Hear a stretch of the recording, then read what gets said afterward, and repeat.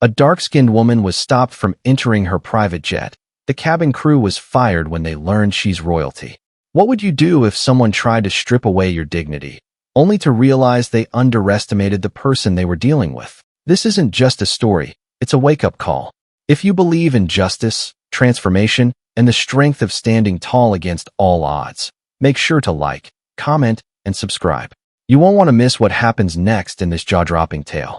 Before we begin, where are you watching from today? Let us know in the comments. If you love inspiring stories of resilience and justice, make sure to hit that like button, share this video, and subscribe for more incredible tales.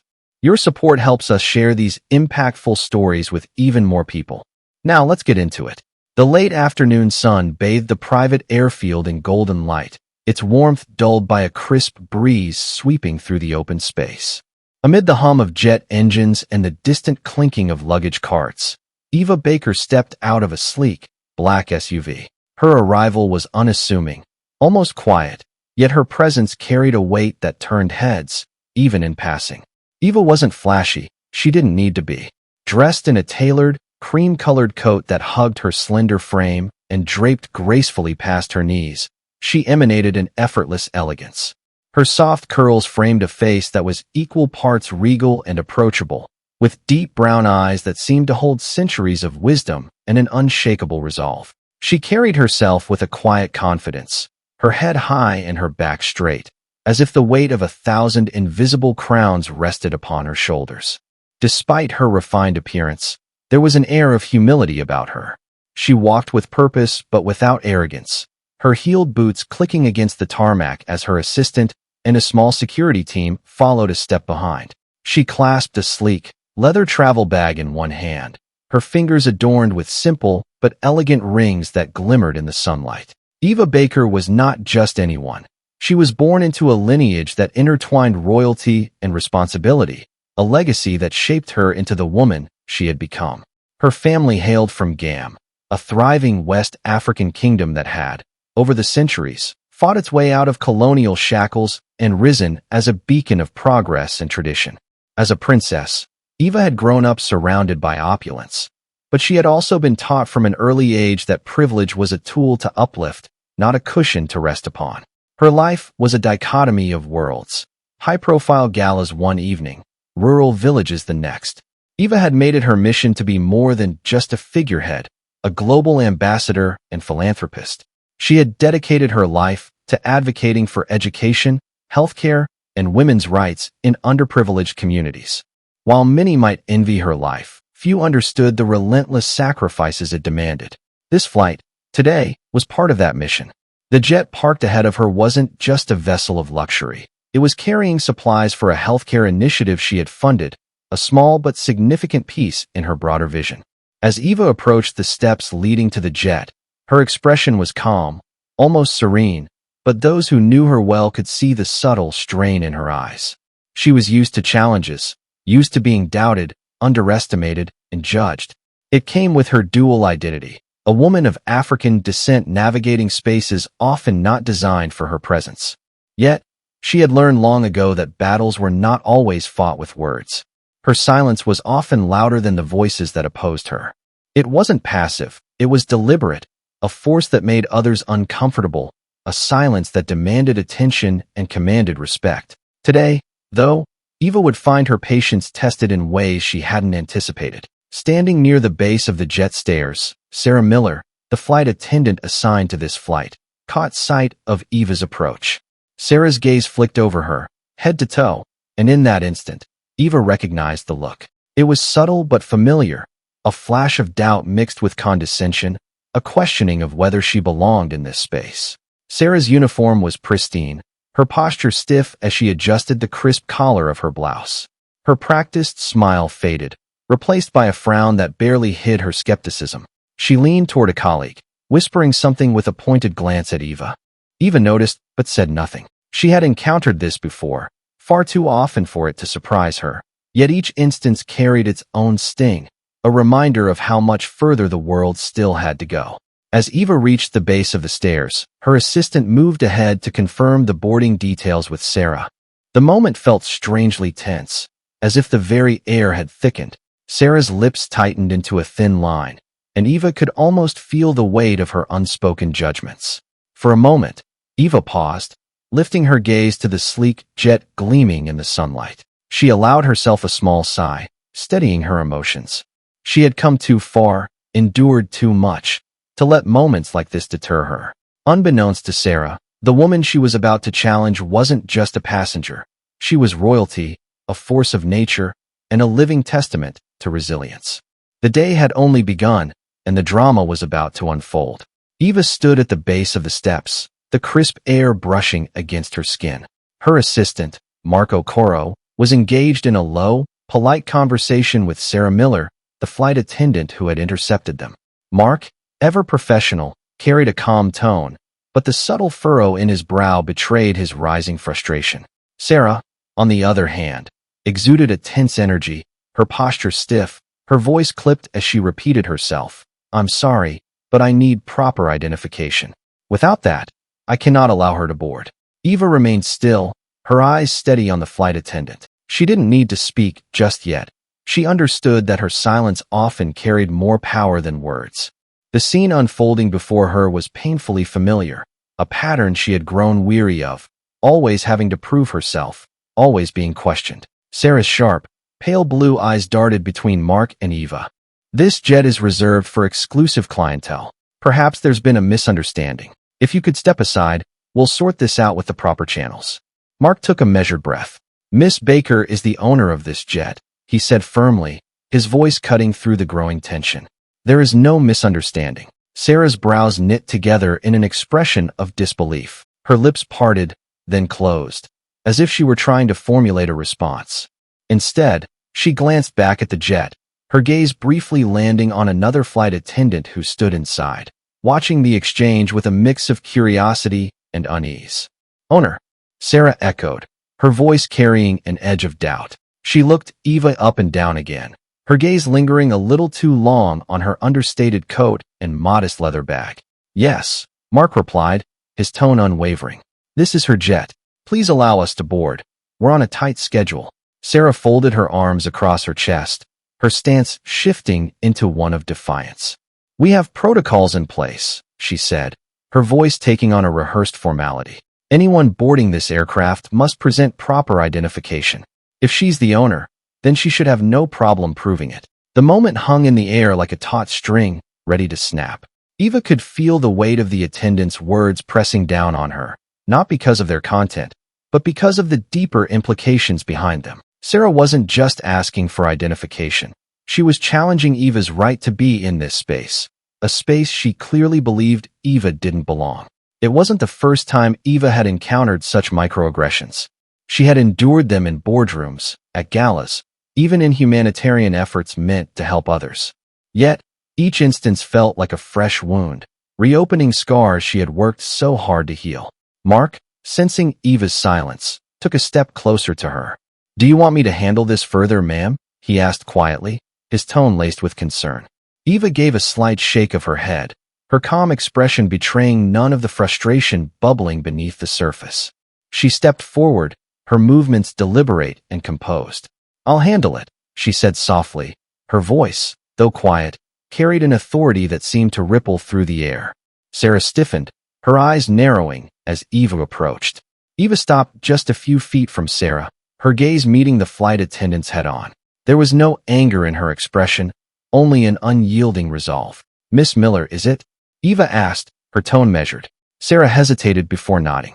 "Yes," she replied, her voice lacking the same sharpness as before.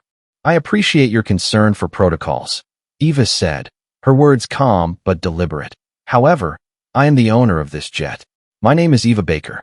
You may verify that information with your employer, if necessary." Sarah's cheeks flushed slightly, but she didn't back down. "I'm only doing my job," she said defensively. "We've had issues before with unauthorized individuals trying to access private flights. I need to see some form of ownership verification." Eva's lips curved into a faint, humorless smile. "Ownership verification," she repeated, her voice tinged with disbelief. "Would you have asked the same of someone else?" The question hung in the air like a challenge, and for a brief moment, Sarah's mask of professionalism faltered. She opened her mouth to respond, then closed it again, as if weighing her words carefully.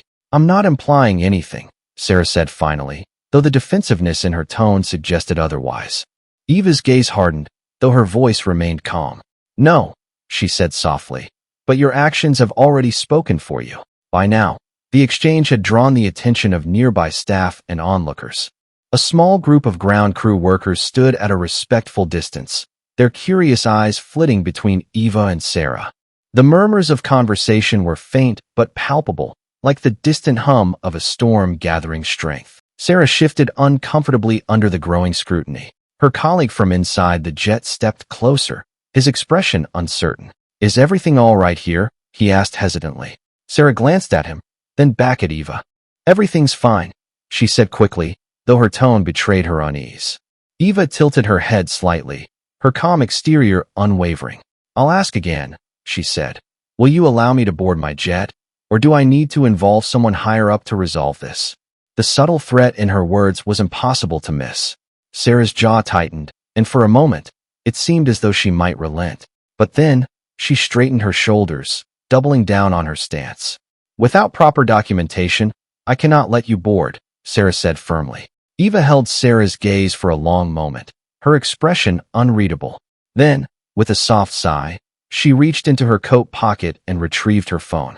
Her fingers moved swiftly over the screen as she composed a brief message. Mark watched her with quiet concern, his posture tense. He had seen this side of Eva before, the calm before the storm, the stillness that preceded a decisive action. As Eva pressed send, she looked up at Sarah once more. Very well, she said simply. If you won't take my word for it, perhaps someone else will. Sarah frowned, her confidence wavering as the weight of Eva's words settled over her. And so, the stage was set for the unraveling of the flight attendant's assumptions and the hard lessons that would follow. Eva stood silent, her phone now tucked back into her pocket. She held her ground as the tension thickened, her calm gaze never leaving Sarah's increasingly flustered face. The flight attendant's posture stiffened as though she were bracing herself for a fight she had chosen to escalate. I'm sorry, Sarah said, her voice colder now, as if emboldened by the crowd forming around them. But I'm responsible for maintaining the safety and order of this aircraft. If you can't provide proper identification, I'll have to ask you to leave the premises.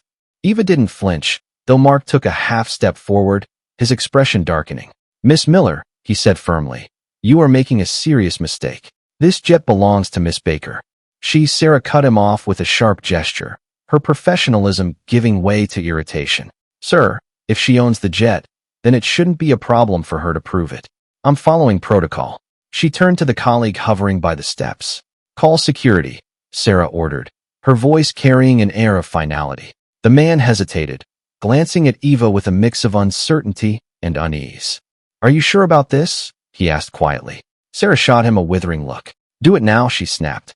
Within minutes, 2 uniformed security guards appeared, their imposing figures cutting through the murmuring crowd. Sarah greeted them with a curt nod, gesturing toward Eva as though presenting evidence of a crime.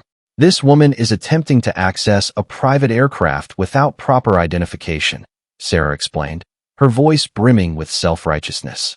She's refusing to comply with protocol and has been uncooperative. The guards exchanged glances before turning their attention to Eva.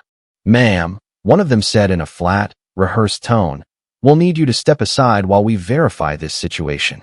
Eva remained still, her hands resting calmly at her sides. Her face betrayed no fear, no anger, only a quiet resolve that seemed to unnerve those around her. I will not be stepping aside, she said, her voice steady but unyielding. This is my jet. I am not trespassing, nor am I violating any laws. Your actions are baseless and unnecessary. Sarah's jaw tightened, and she gestured impatiently toward the guard. She's being non-compliant, she pressed. Escort her off the premises if she refuses to cooperate. The guards hesitated, clearly uneasy about the escalating situation, but Sarah's insistent glare left them with little choice. Ma'am, the taller guard said, his tone firm now. If you don't comply, we will have to detain you.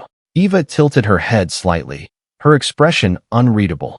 Detain me, she repeated, as though testing the absurdity of the words. The guard nodded. Yes, ma'am. We'll need you to come with us. Without waiting for her response, the guard stepped forward, one of them reaching for her arm. Mark immediately moved to intervene, his voice sharp with anger. You can't do this.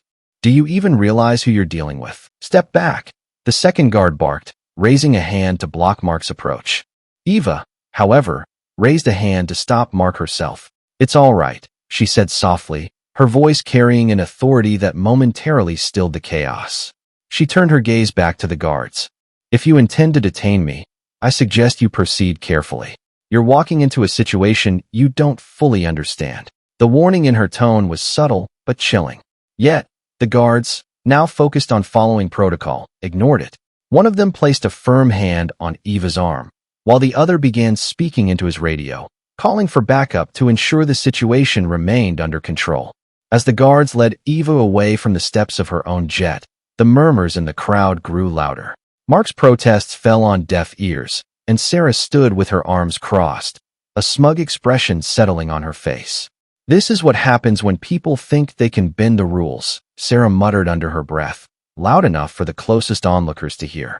Eva, however, walked with poise, her head held high despite the degrading treatment. The crowd's whispers reached her ears, some voices filled with doubt, others with quiet mockery, but she didn't falter. Sarah watched the scene unfold with a sense of vindication. In her mind, she had done her duty, upheld the rules. But even as she watched Eva being led away, a flicker of uncertainty crept into her thoughts. Something about the woman's calmness, her refusal to be shaken, unsettled her in ways she couldn't explain. The guards escorted Eva into a nearby holding room at the terminal, away from the eyes of the growing crowd. Mark followed closely, his face a mask of controlled fury. This is outrageous, he said, his voice low but seething. Do they have any idea what they've just done? Eva turned to him, placing a gentle hand on his arm. Patience, she said quietly. Let them dig their own hole. Outside, Sarah remained by the jet, satisfied but slightly uneasy. She checked her watch, eager to move on with the flight, but the lingering looks from her colleagues and the crowd nagged at her. Unbeknownst to her, Eva's earlier phone call had set events in motion that would soon unravel Sarah's assumptions, and her career, entirely. Eva sat in the cold, sterile holding room, her hands resting on the polished metal table before her. The room was quiet, except for the faint hum of the air conditioning and Mark's pacing footsteps behind her. Though the fluorescent lights cast a harsh glare overhead, her expression remained calm, composed, an unyielding fortress against the storm raging within her. Her thoughts, however, were far from tranquil. The indignity of being dragged away from her own jet burned in her mind, not because of the insult to her status, but because of what it represented. Every condescending glance, every whispered doubt, every unjust assumption this moment embodied them all. She had lived this experience too many times to count, in countless forms. The silent exclusions in prestigious spaces, the overt challenges to her authority in boardrooms, the patronizing tones disguised as politeness. And now this. The sharp sting of humiliation was tempered only by her unwavering resolve. She had learned long ago that anger, though justified, would never serve her in moments like these. Instead, she relied on a weapon far more powerful, her dignity. Eva's fingers traced the edge of the table as her thoughts sharpened into clarity. They think I don't belong here. They think I'm just another face, another story they can dismiss. Her lips tightened into a faint, bitter smile. They are wrong. Behind her, Mark's pacing grew more erratic. He ran a hand through his neatly cropped hair, his frustration bubbling to the surface. This is ridiculous, he muttered, more to himself than to her. How can they just drag you off like that? Do they have any idea what you've done, who you are? Eva turned her head slightly, her calm gaze landing on him. It's not about who I am, Mark, she said softly. It's about who they think I'm not. Mark stopped mid-step, her words sinking in. His shoulders sagged slightly as he exhaled, the weight of the situation pressing down on him. They'll regret this, he said, his voice low but filled with conviction. Every last one of them will regret this. Eva gave a faint nod, though her expression remained unreadable. She knew the truth of his words. Regret was inevitable, but it wouldn't erase the damage done. Meanwhile, back at the jet, Sarah stood near the base of the steps, her arms folded tightly across her chest. The initial satisfaction of seeing Eva escorted away was beginning to wane, replaced by a creeping sense of unease. The murmurs of her colleagues hadn't stopped. If anything, they had grown louder, more pointed. Sarah could feel their eyes on her, a mix of curiosity and judgment. Was that really necessary? One of them finally asked. A young flight attendant named David. He had been the one who hesitated earlier, his uncertainty now giving way to quiet defiance. Sarah turned to him, her jaw tightening. I followed protocol, she snapped. If she's the owner, she should have had her documentation ready. That's standard procedure. David frowned, his arms dropping to his sides. She didn't seem like someone who didn't belong, he said cautiously. And the way she handled herself. I don't know, it felt wrong. Sarah's eyes narrowed. Are you questioning my judgment? She demanded, her tone sharp. David hesitated, then shook his head. I'm just saying. Maybe we jumped to conclusions. Sarah didn't respond immediately. Instead, she turned her gaze toward the jet, her earlier confidence now shadowed by doubt. Back in the holding room, Eva leaned back in her chair, her gaze fixed on the blank wall before her. The air felt heavy, charged with unspoken tension. Do you want me to make another call? Mark asked, breaking the silence. Eva shook her head. No need, she said calmly. It's already being handled. Her earlier phone call had been brief but decisive. She had reached out to someone who could cut through the bureaucracy and arrogance with a single word. Now, all that remained was to wait. But waiting wasn't passive for Eva. It was deliberate, a choice rooted in strength. She understood the value of patience, of letting the weight of others' mistakes compound until they collapsed under their own gravity. The sharp clack of hurried footsteps echoed down the hallway, growing louder as they approached the holding room. Mark straightened, his eyes narrowing as the door creaked open. A tall, sharply dressed man entered, his tailored navy suit and polished shoes signaling authority. His name tag read Oscar Green, and his face, though composed, carried a visible tension. Miss Baker, he began, his voice smooth but edged with nervousness. I am Oscar Green, Regional Director for Avalon Jet Management. I must offer my sincerest apologies for the events that have unfolded.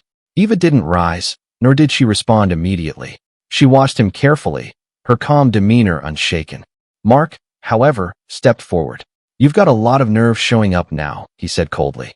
Oscar raised a placating hand. I understand your frustration, he said, his tone steady. What happened was unacceptable.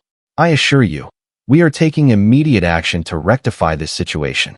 Meanwhile, outside near the jet, Sarah Miller stood frozen, watching as Oscar passed her without so much as a glance. She had heard the whispers. Her supervisor was here, and it wasn't for her benefit. David, the younger flight attendant, leaned toward her. That's the regional director, he whispered. Why is he here in person? Sarah swallowed hard, her earlier confidence crumbling. He's probably just clarifying things, she said, though her voice lacked conviction. David gave her a pointed look. I don't think so, he murmured. Oscar turned his attention back to Eva. Miss Baker, on behalf of Avalon Jet Management, I take full responsibility for the actions of my staff. The behavior you were subjected to is inexcusable and does not reflect the values of our company. He hesitated, then added, I have already ordered the immediate suspension of the flight attendant responsible, pending a full investigation. Mark folded his arms, unimpressed. Suspension? That's all. Eva finally rose from her chair, her movements deliberate and measured. She met Oscar's gaze, her eyes steady and unyielding. Suspension is a start, she said evenly. But this isn't just about one person's actions. This is about a culture that allows people like her to assume I don't belong here. Oscar nodded, his expression contrite. You're absolutely right, Miss Baker. I assure you, we will be implementing additional training and accountability measures to prevent incidents like this in the future. As Oscar escorted Eva and Mark back to the jet, Sarah's heart pounded in her chest. She straightened her posture, her mind racing as she tried to maintain a facade of professionalism. Miss Miller, Oscar said sharply, stopping in front of her. You've made a grievous error today. Sarah opened her mouth to protest, but he raised a hand, silencing her. There is no excuse for the disrespect and humiliation you caused, Miss Baker. As of this moment, you are relieved of your duties. You'll receive formal notice of disciplinary action from HR. The color drained from Sarah's face. But I was just following protocol, she stammered. No, Oscar said firmly.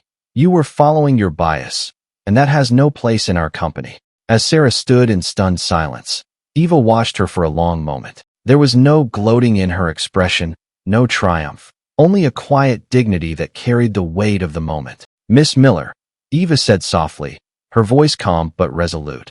"I hope this serves as a lesson for you, not just about your job, but about how you see people. Assumptions can be dangerous. They can hurt people, and they can cost you everything." Sarah's lips trembled, but she said nothing. Eva turned and ascended the jet steps, with Mark close behind her, leaving Sarah to face the consequences of her actions. Inside the jet, Eva settled into her seat, the tension in her shoulders finally easing. Mark sat across from her, shaking his head. "That was something," he muttered. Eva offered him a faint smile. "Justice has its own rhythm," she said. "It's not always immediate, but it's always inevitable." As the engines roared to life, the jet lifted into the sky, carrying her toward her next mission, a reminder of why she endured these battles and why she would never stop fighting them. The private jet soared through the skies, its engines a low hum that filled the cabin with a sense of quiet calm. Outside, the endless expanse of clouds stretched like a blank canvas, while inside, the air buzzed with unspoken thoughts. Eva sat by the window, her gaze fixed on the horizon, though her mind was far from the serene view. The events of the day replayed in her mind like a reel on loop. The accusatory tone, the disbelieving stares, the firm grip of the security guard's hand on her arm. It was all too familiar. Yet, it wasn't the indignity of being dragged away that lingered most. It was the underlying message behind every action: "You don't belong here." Eva leaned her head back against the seat, her fingers resting lightly on her lap. Despite her composed exterior, she felt the weight of exhaustion settle over her. She had grown used to carrying this burden, but some days, it felt heavier than others. Her thoughts drifted to her late mother, a woman of unshakable strength and wisdom. "Your worth is not determined by the eyes of others," her mother used to say, often after similar encounters. "It is defined by how you carry yourself in the face of their ignorance." Those words had been her guiding light for years, and today, they were the anchor that kept her grounded. Still, she couldn't help but wonder how much longer she would have to fight these battles, how many more glances, how many more humiliations, before the world truly changed. Across from her, Mark sat with his arms folded, his expression a mixture of frustration and guilt. He had been her assistant for years, had seen her navigate countless challenges with grace, but today had shaken him in a way few things had. "I should have done more," he muttered, breaking the silence. Eva turned her head, her gaze softening as she looked at him. "You did what you could," she said gently. Mark shook his head, his jaw tightening. "I should have stopped them. I should have—" "Mark," Eva interrupted, her voice calm but firm. "This wasn't your fight to stop. It's a fight I've been waging my whole life, one you can't shield me from, no matter how much you want to." His shoulders sagged, and he let out a heavy sigh. "But it's not fair," he said, his voice barely above a whisper. Eva's lips curved into a faint smile, though there was no humor in it. "Fairness has never been a guarantee," she said. "Not for people like me." Back at the airfield, Sarah Miller sat in the empty employee lounge, her hands trembling as she clutched her phone. Her supervisor's voice echoed in her mind, the words, "relieved of your duties," replaying like a broken record. She had thought she was doing the right thing, following protocol at least, that's what she told herself. But deep down, she knew the truth. She had judged Eva the moment she saw her, letting her assumptions cloud her judgment. Sarah's chest tightened as a flood of emotions overwhelmed her: anger, shame, regret. The look in Eva's eyes, as she had calmly stated her ownership of the jet, haunted her. It wasn't the look of someone trying to prove themselves. It was the look of someone who had been forced to prove themselves too many times. For the first time, Sarah began to question herself. Why had she assumed Eva didn't belong? Why had she felt so sure of her assumptions? And why, even now, did she feel more defensive than remorseful? Her phone buzzed on the table, jolting her from her thoughts. A message from her supervisor. HR will contact you regarding mandatory bias training. Failure to complete it will result in permanent termination. Sarah stared at the screen, her stomach churning. The word bias stood out like a glaring accusation, forcing her to confront the reality she had been trying to avoid. In his office at Avalon Jet Management, Oscar Green sat at his desk, reviewing the day's events. He couldn't shake the image of Eva's calm, yet piercing gaze as she accepted his apology. It wasn't the first time he had dealt with complaints about discrimination, but this incident felt different. Oscar prided himself on running a company that valued professionalism and respect, yet today had exposed cracks in the foundation. If someone like Eva Baker, one of their most prominent clients, could face such blatant prejudice, what did that say about the company's culture? He made a mental note to push for stronger training programs and accountability measures. But even as he outlined his plans, a gnawing guilt crept into his thoughts. Was this enough? Or was he merely applying a bandage to a wound that required deeper healing? Back on the jet, Eva finally allowed herself a moment of stillness. She closed her eyes, the steady hum of the engines providing a soothing backdrop. Today had been a battle, one of many she had fought and would continue to fight. But it was also a reminder of why she did what she did, why she funded education programs, why she advocated for systemic change, why she refused to let moments like this break her. Her strength didn't come from a desire for revenge or vindication. It came from a deep-seated belief in justice, in the hope that every battle she fought made it just a little easier for the next person to walk into the same space without being questioned. Eva opened her eyes, her gaze once again fixed on the horizon. The sun was beginning to set, painting the clouds with hues of orange and pink. It was a new day waiting to begin, a new opportunity to keep pushing forward. As the jet continued its journey, so did Eva, carrying with her the unshakable resolve to turn moments of injustice into catalysts for change. The private jet descended smoothly onto the runway of its destination, the landing gear touching the ground with a muted thud. Inside, Eva remained seated, her posture upright, her gaze distant. The earlier turmoil still weighed on her, though she wore her composure like armor. This was how she had learned to navigate the world, poised, deliberate, unshaken. But inside, she wasn't immune to the emotional aftermath of what had transpired. The cabin lights flickered slightly as the engines quieted, signaling their arrival. Mark rose from his seat, gathering his bag and stealing a glance at her. "Are you all right?" he asked softly. Eva blinked, as though pulled from a distant thought, and turned to him with a small, reassuring smile. "I'm fine, Mark, thank you." But they both knew her answer wasn't entirely true. As the jet taxied to its designated spot, Eva allowed herself a moment of quiet reflection. She had spent years fighting these battles, each instance leaving behind invisible scars. Today had been no different. Why did it still hurt? She wondered. Why did it still feel so personal, so raw, after all this time? It wasn't about the humiliation itself. She had long since developed the resilience to rise above such moments. What gnawed at her was the persistence of the problem, the unchanging nature of a world that continued to question her presence, her legitimacy, her worth. She thought of her kingdom, of the people she represented, and of the responsibility she carried. Every slight against her wasn't just a personal affront. It was a reflection of the broader injustices faced by so many others. What can I do to make this better? The question weighed heavily on her, as it always did. Mark, standing by the aisle, hesitated before speaking. "I can't stop thinking about it," he admitted, his voice tight with frustration. Eva glanced up at him, her brow furrowing slightly. "About what?" "About what they did to you," he said, his tone rising. "About how easily they dismissed you, how they looked at you and decided you didn't belong. It's infuriating, and it's wrong." She regarded him thoughtfully, her gaze softening. "It is wrong," she agreed, "but anger alone won't fix it." Mark shook his head, his fists clenching at his sides. "But how do you just accept it? How do you stay so calm when it happens over and over again?" Eva's smile was faint, tinged with sadness. "I don't accept it, Mark," she said. "I endure it. There's a difference. And I stay calm because losing my composure only gives them more power." Her words hung in the air, a quiet but powerful reminder of the strength required to face injustice without letting it consume her. Back at the airfield, Sarah sat alone in the now empty employee lounge, her fingers nervously fidgeting with the corner of her uniform. Her mind replayed the events of the day in excruciating detail. She had spent the past hour trying to rationalize her actions, telling herself that she was simply following protocol. But deep down, she knew it was a lie. Why had she doubted Eva? Why had she been so quick to assume the worst?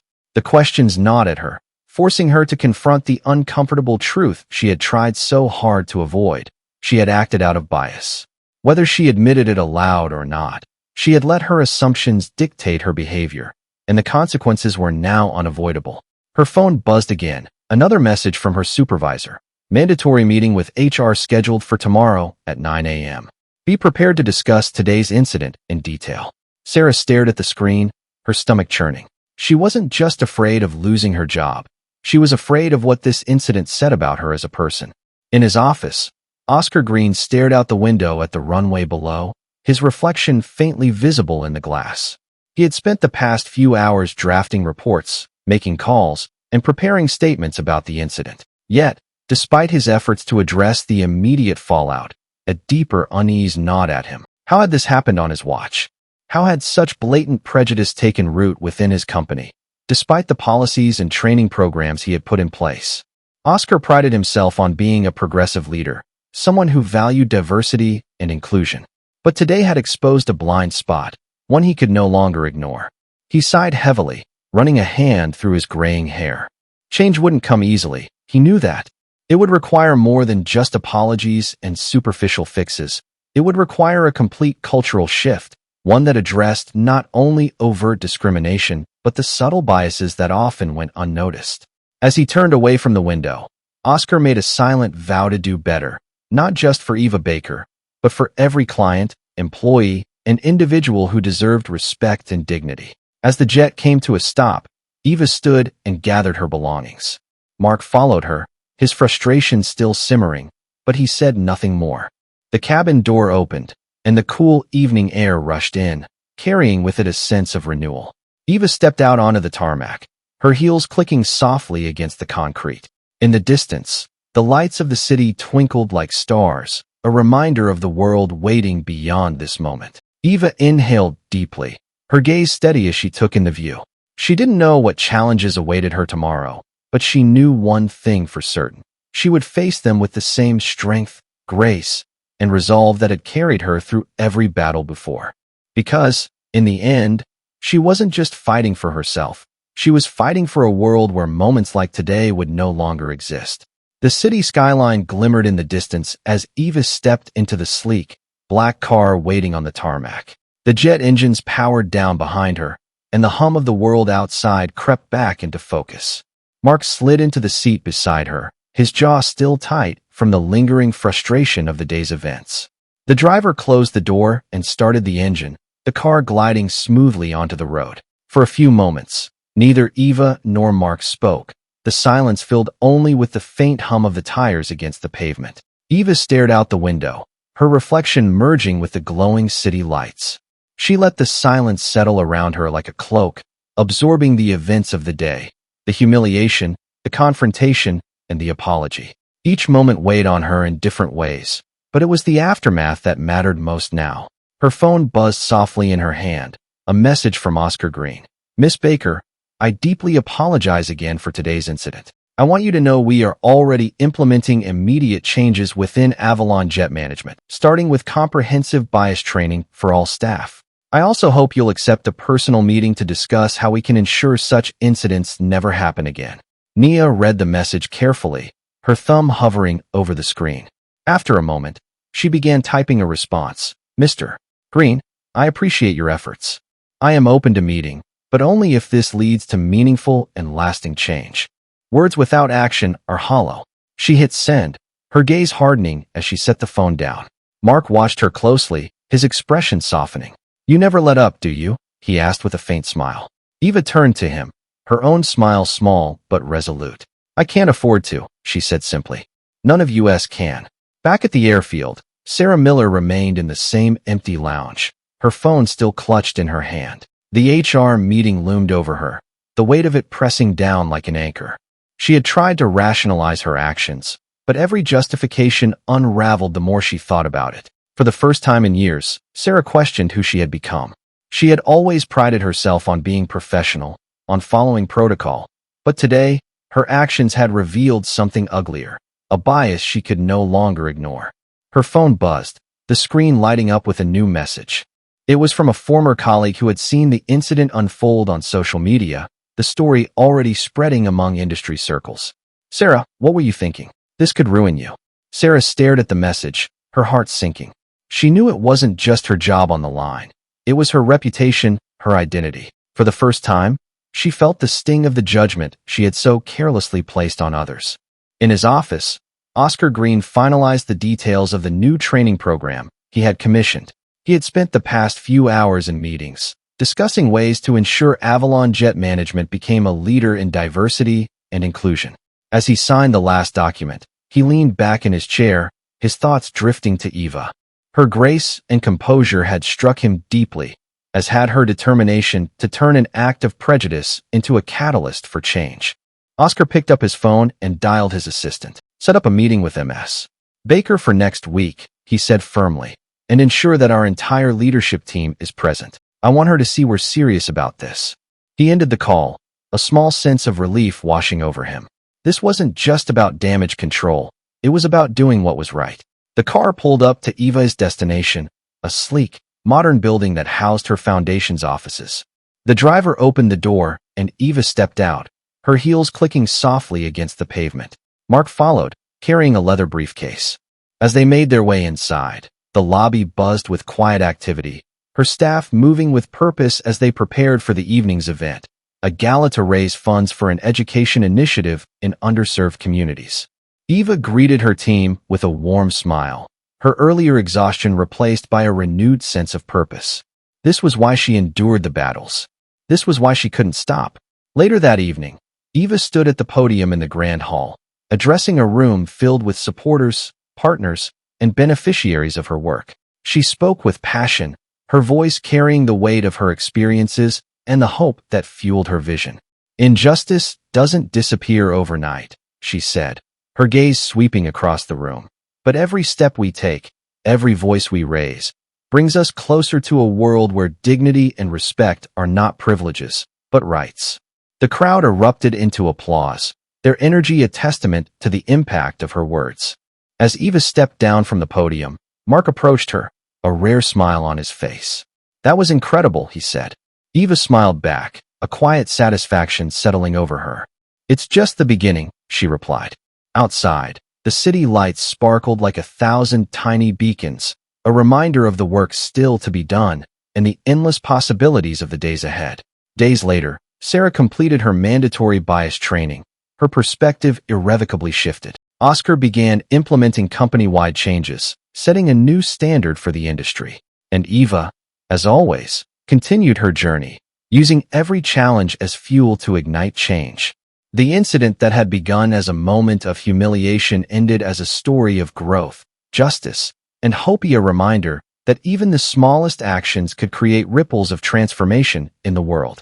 And that's how one moment of prejudice turned into a powerful lesson for everyone involved. This story reminds us that strength, dignity, and perseverance can overcome even the most ingrained biases, and that change starts with holding ourselves accountable. If this story moved you, inspired you, or made you think, don't forget to like, share your thoughts in the comments, and most importantly, hit that subscribe button. Join us for more stories that reveal the power of justice, resilience, and transformation. Together, we can spark meaningful change, one story at a time.